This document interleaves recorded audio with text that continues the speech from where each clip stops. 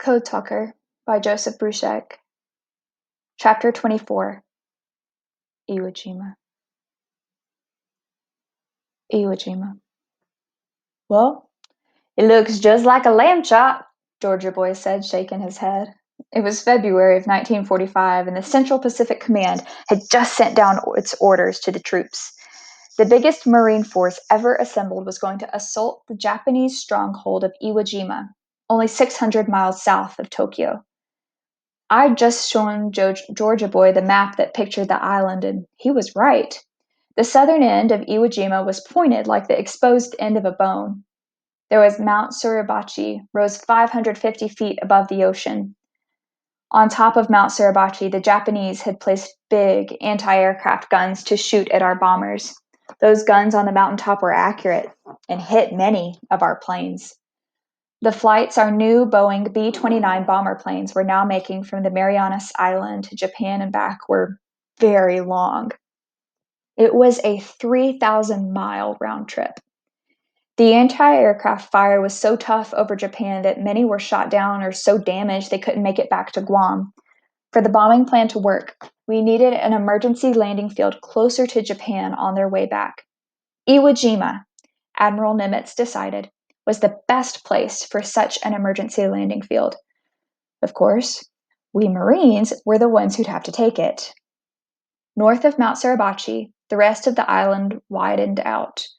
Along the straight area of beach on the southeastern shore of the island was where our Marines would take their first bite of the meat of that lamb chop.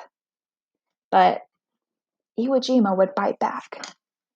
The name of our objective had not been mentioned until 2 weeks before the actual invasion date.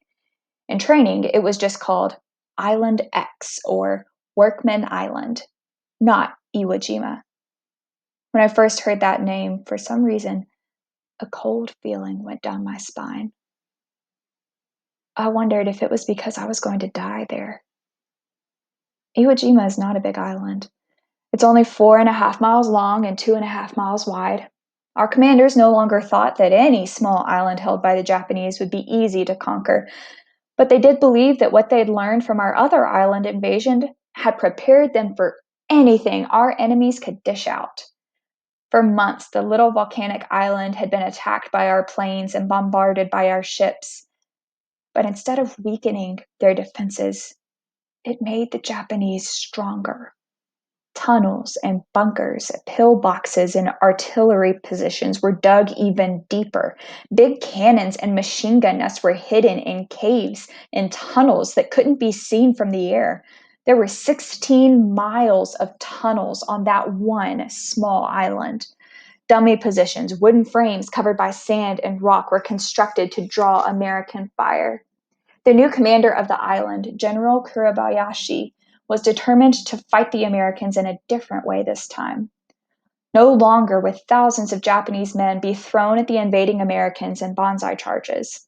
They wouldn't try to defend the beaches, but would wait instead until the Marines were massed in front of them, then fire from cover. Their new slogan was summed up in General Kurabayashi's courageous battle vow that was pasted on the walls of every pillbox. Each man will make it his duty to kill 10 of the enemy before dying. Until we are destroyed to the last man, we will harass the enemy.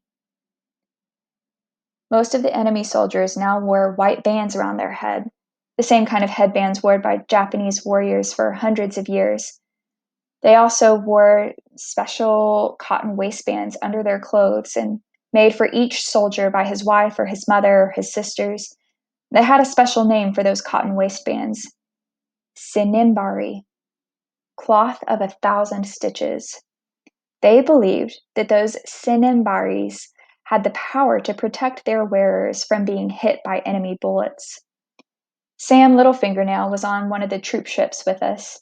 He'd been sitting behind me, sharpening his bayonet and listening as I explained what a sinimbari meant to a Japanese soldier. Sounds like a ghost shirt, Sam said, a grim smile on his face. He knew what he was talking about. One of his ancestors was a Lakota Indian who went to fight the U.S. Army wearing a special shirt that was supposed to ward off enemy fire.